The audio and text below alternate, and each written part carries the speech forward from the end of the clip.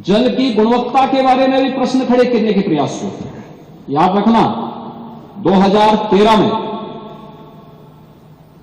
Bioremediation या जियो tube की व्यवस्था बहुत सीमित थी और परिणाम क्या था? पूरा कुंभ अव्यवस्था, गंदगी और अराजकता का एक अड्डा हो चुका था। उस स्थिति को सोचिए जब मॉरिशस के माननीय प्रधानमंत्री 2013 में प्रयागराज महाकुंभ में पधारे थे और गंगा में गंदगी देख करके, अव्यवस्था देख करके, पॉल्यूशन की मात्रा को देख करके उन्होंने स्नान करने से इनकार कर दिया था। और 2025 में जब हम लोग आए हैं तो मैंने तो आपको आंकड़े बता दिए कि 56 करोड़ से अधिक श्रद्धालु अभी स्नान कर चुके हैं, एक सप्ताह बाकी है। 81 नालों को यानी 261 MLD के जो वहां के नाले सभी को टेप किया गया है, और टेप ही नहीं किया गया है बल्कि उसके बारे में जो सरकार की व्यवस्थाएं बनाई गई है उसके बारे में मैं विस्तार से सदन में कहना चाहूंगा, क्योंकि बहुत सारे लोग अभी उसके बारे में दुष्प्रचार करने की अपनी उस प्रवृत्ति से बाज नहीं आएंगे, और इसलिए मैं उसके बारे में बताना चाहूंगा कि गंगा जी हो या यमुना जी हो, प्रयागराज के जितने भी वहां पे संगम स्थल से जुड़े हुए जितने भी वहां के अगल बगल के जितने भी नाले हैं, जितने भी इस प्रकार के सीवर का है, ड्रेनेज का है, सबको टेप करके या तो एसटीपी में या बायोरेमेडिएशन या जियो ट्यूब के माध्यम से उनके शुद्धिकरण के बाद ही उसे वहां पर वो किया जा रहा है। दूसरा है ट्रीटमेंट के बाद ही उस जल को छोड़ा जा रहा है। जल की शुद्धता के जो मानक होते हैं वह 2 स्तर पर जांची जाती है। एक तो बीओडी स्तर पर, बायोलॉजिकल ऑक्सीजन डिमांड के रूप में, और दूसरा डीओ के रूप में, डिजॉल्व ऑक्सीजन के रूप में। और इन दोनों के मानक निर्धारित हैं, इन दोनों के मानक निर्धारित हैं, जिसमें बीओडी 3 या उससे कम होना चाहिए और डीओ जो डिजॉल्व ऑक्सीजन की मात्रा है वो 5 से अधिक होनी चाहिए। जल में स्नान करने के लिए जल की जो मात्रा होती है उसमें ये मात्रा इस रूप में होनी चाहिए। और मुझे बताते हुए यहां पर मैं आपको बताना चाहता हूं कि उत्तर प्रदेश जो पॉल्यूशन कंट्रोल बोर्ड है वो लगातार वहां पे जल की मॉनिटरिंग करता है, उसकी गुणवत्ता को बनाए रखने के लिए कार्य कर रहा है।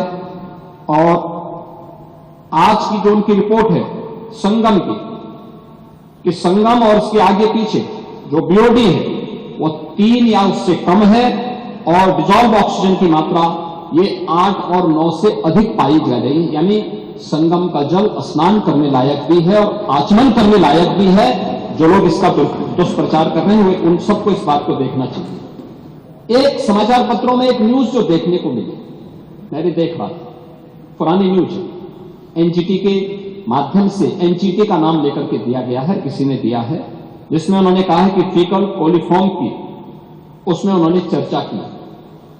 ये फीकल कोलिफॉर्म की जो मात्रा उन्होंने की है इसमें 2500 MPM यानी मोस्ट प्रोबेबल नंबर, ये उससे उसका मापक माना गया है। इससे कम होनी चाहिए 100 ml में, 100 मिलीलीटर में। और इसके जो अलग अलग नमूने लिए गए फीकल कोलिफॉर्म के लिए, ये फीकल कोलिफॉर्म बढ़ने के बहुत सारे कारण हो सकते हैं। या तो कहीं सीवेज लीकेज है, या बहुत बार होता है कि भाई इस प्रकार की नदियां हैं, कोई वह चैनलाइज तो है नहीं, भैंस है, गाय है या अन्य जानवर उसमें आते हैं, नहाते हैं, उसके कारण भी, उनके गोबर आदि के कारण भी इसकी मात्रा तेजी के साथ बढ़ती है। लेकिन प्रयागराज के संदर्भ में जो मैं आपको स्पष्ट करना चाहूंगा कि 12, 16, 20, 25, 30 जनवरी, 5, 10 और 13 फरवरी को जो सैंपल के परीक्षण लिए गए हैं उसमें संगम नोच पर फीकल कोलिफॉर्म की मात्रा मानक के अनुरूप पाई गई है। ये Uttar Pradesh pollution control board का है, जो 2500 MPM प्रति 100 ml से कम पाई गई है। इसका मतलब जो दुष्प्रचार कर रहे हैं केवल कुंभ महाकुंभ को बदनाम करने की साजिश का हिस्सा है। और केंद्रीय प्रदूषण नियंत्रण बोर्ड में भी, जिनके नाम पर खबर है, उन्होंने भी 12, 13 एवं 15 जनवरी की रिपोर्ट में इसकी मात्रा को 2000 या उससे कम पाया, यानी 2500 से कम ही पाया है। यह भी इसमें मैं आपको स्पष्ट करना चाहता हूं। और महोदय, मैं इसीलिए कहना चाहूंगा कि ये जो नकारात्मक सोच है, दुष्प्रचार के माध्यम से महाकुंभ को बदनाम करने की साजिश का जो हिस्सा है, ये उन करोड़ों लोगों की आस्था के साथ खिलवाड़ है और किसी जाति, मत और मजहब से जुड़े हुई संख्या भी नहीं है और किसी वर्ग का भी नहीं है। इसमें गांव में एक सामान्य नागरिक भी आ रहा है, देश का बड़ा उद्योगपति भी आ रहा है, देश की महामहिम राष्ट्रपति भी आए, महामहिम उपराष्ट्रपति भी आए, माननीय प्रधानमंत्री जी भी आए, केंद्रीय मंत्रीगण आए हैं, स्पीकर साहब आए हैं लोकसभा के। हर, यानी देश और दुनिया की हर सेलिब्रिटी वहां प्रयागराज आ रही है।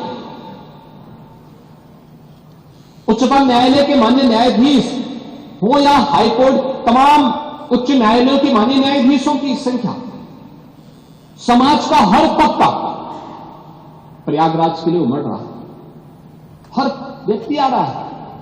और क्या प्रचार करना बुरा था क्या? क्या हमें उत्तर प्रदेश की किसी उपलब्धि को, उत्तर प्रदेश की किसी आयोजन को देश और दुनिया के सामने नहीं ले जाना है क्या? आपने प्रत्येक स्नान के समय वहां देखा होगा किस प्रकार की स्थितियां थी। श्रद्धालु हो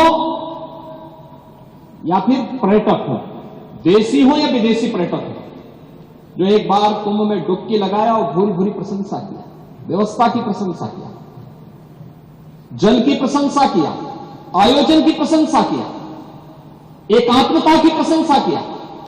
कौन भेदभाव हुआ? कौन तुष्टीकरण हुआ? कौन सा तुष्टीकरण है? कौन सा तुष्टीकरण इसमें है? ये तुष्टीकरण नहीं, ये 56 करोड़ लोगों के आने का संतुष्टीकरण है, भारत के संतुष्टीकरण है, दुनिया का संतुष्टीकरण है। ये बातें इस बात को एहसास कराती हैं कि भारत की ताकत का एहसास दुनिया कर रही है और उत्तर प्रदेश की ताकत का एहसास पूरा भारत कर रहा है कि हाँ, उत्तर प्रदेश कितने बड़े आयोजन को कर सकता है। इस आयोजन के साथ जुड़ने का सौभाग्य उत्तर प्रदेश वासियों को प्राप्त हो रहा है और उत्तर प्रदेश में भी केवल प्रयागराज इस आयोजन को कर सकता है। यह सौभाग्य उत्तर प्रदेश के अंदर प्राप्त हुआ है।